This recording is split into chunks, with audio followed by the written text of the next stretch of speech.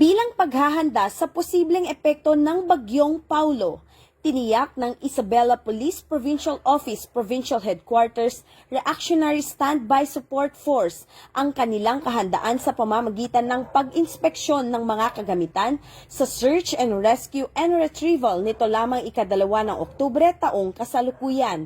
Tinitiyak ng Isabela PNP na sila ay handa para sa agarang pagpapadala kung kinakailangan ang kanilang serbisyo bilang tugon sa anumang sakuna. Ang Isabela Police Provincial Office Provincial Headquarters ay nakatuon sa kaligtasan at kapakanan ng komunidad at nagsasagawa ng mga proactive measures bilang hakbang upang mapagaan ang mga potensyal na epekto ng sama ng panahon.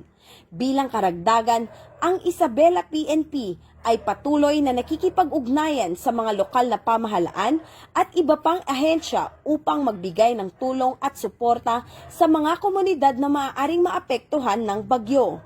Panawagan ng Isabela PNP sa publiko na manatiling kalmado, maging mapagmatsyag at sundin ang mga payo at abiso ng mga otoridad upang matiyak ang kaligtasan ng lahat. Mula dito sa Lambak ng Cagayan, ako ang inyong PNN correspondent, Patrolwoman Lainey Lorenzo, alagad ng batas, tagataguyod ng Balitang Pulis.